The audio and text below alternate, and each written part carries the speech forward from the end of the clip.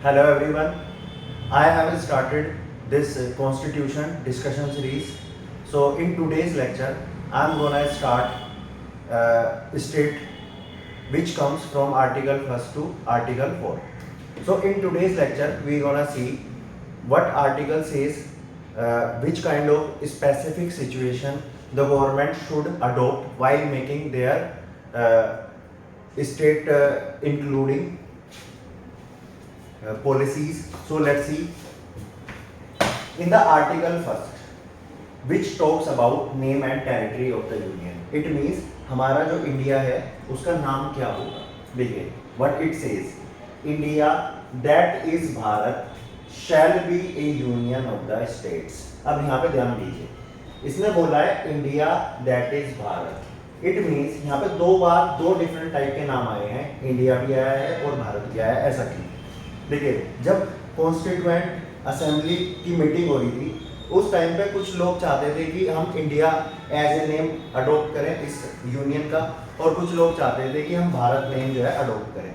तो constitution makers ने दोनों नाम को ही इसके अंदर अडोप्ट कर लिया. इसीलिए फर्स्ट आर्टिकल में दोनों नाम दिए गए हैं, that is Bharat shall be a union of the states.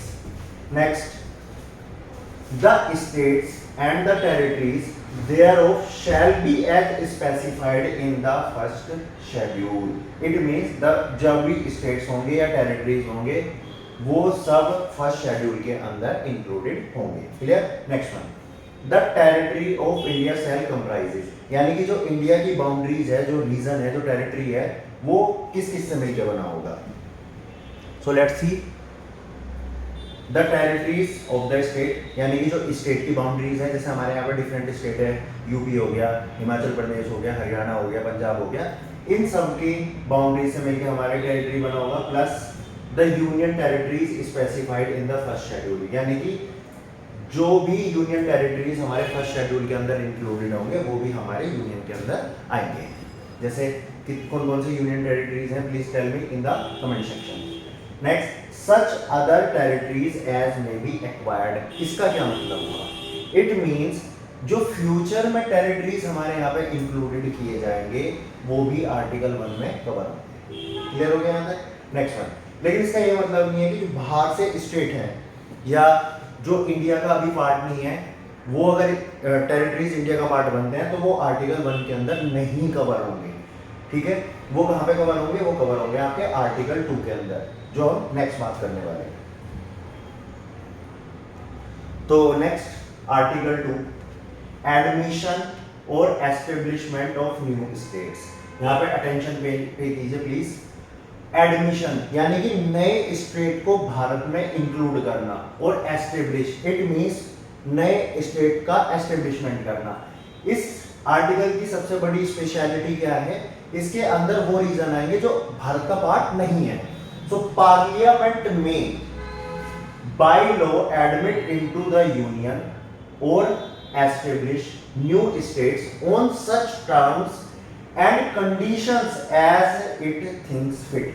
देखो यहाँ पे वर्ड पे फोकस कीजिए. इसने वर्ड बोल दिया पार्लियामेंट. इट मींस जो आउटसाइड है, इंडिया से बाहर के स्टेट है, अगर हम किसी नए कंट्री के साथ कोई भी टाई अप करते हैं और वहां से कोई रीजन अपने यहाँ मर्ज करते हैं तो उसे मर्ज करने की पावर किसके हाथ में? पार्लियामेंट.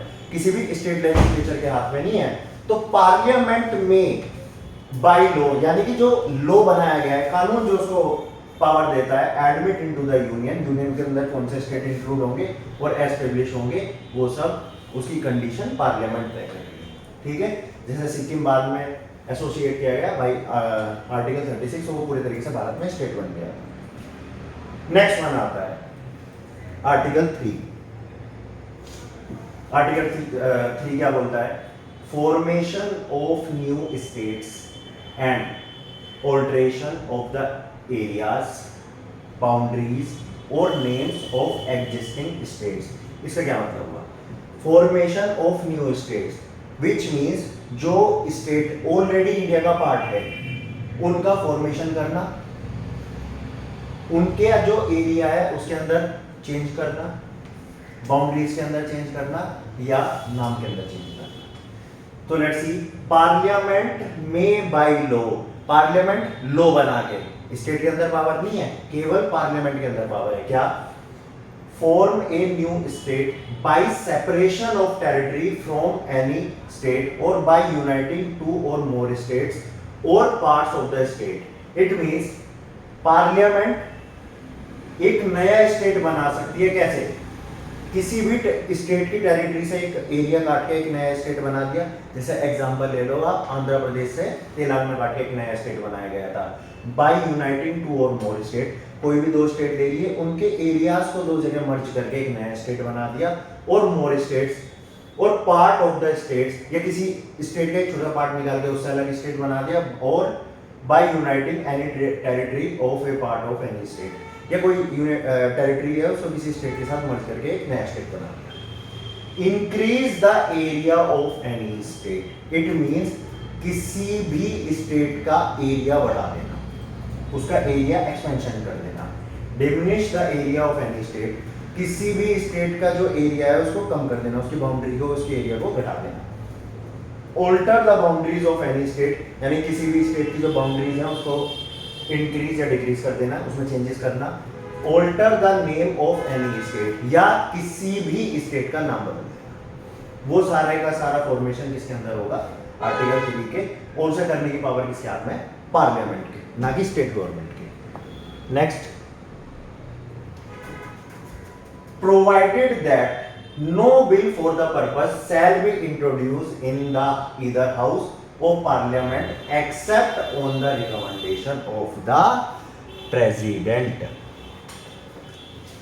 ठीक है, इट मींस अगर इसमें कोई भी चेंजेस किए जा रहे हैं इस टाइप के, तो उसके लिए हमें पहले पार्लियामेंट, जो हमारे प्रेसिडेंट है, उनसे परमिशन लेनी होगी, और उसके बाद वो पार्लियामेंट में इंट्रोड्यूस किया जाएगा। Next, unless where the proposal contained in the bill affects the area, boundaries or name of any state, of any of the states, the bill has been referred by the president to the legislature of that state for expressing its view thereon within such period as may be specified in the reference or within such further period as the president may allow and the period so specified or allowed has expired। देखो इसका क्या मतलब हुआ?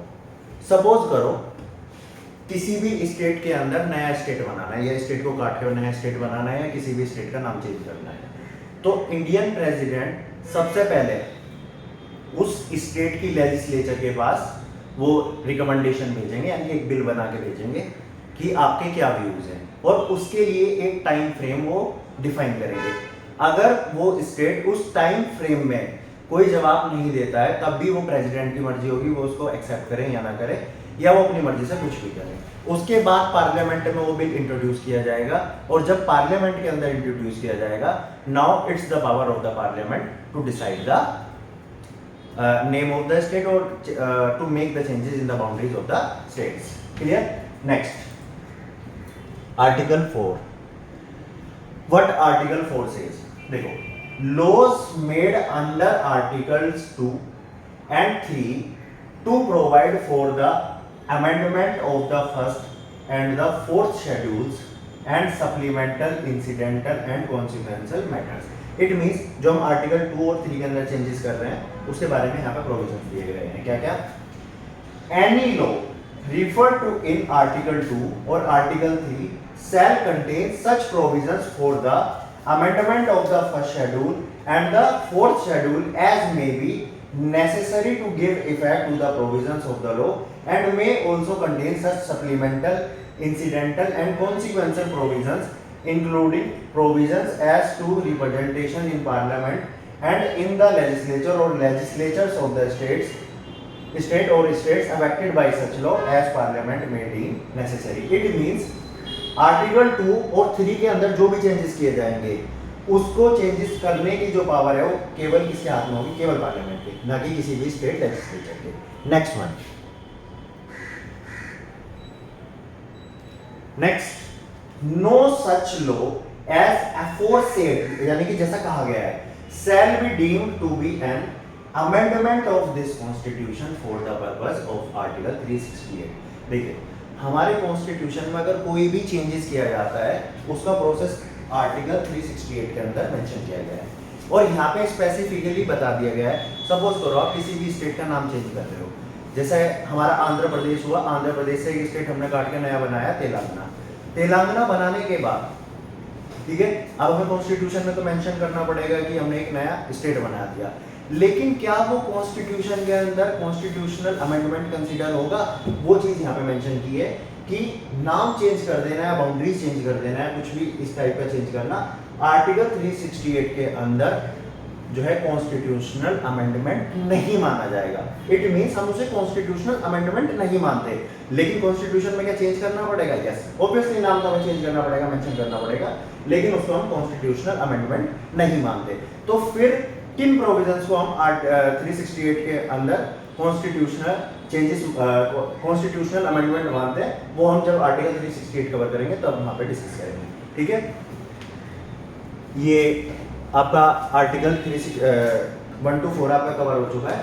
In the next lecture I will discuss about the citizenship. So thank you for watching.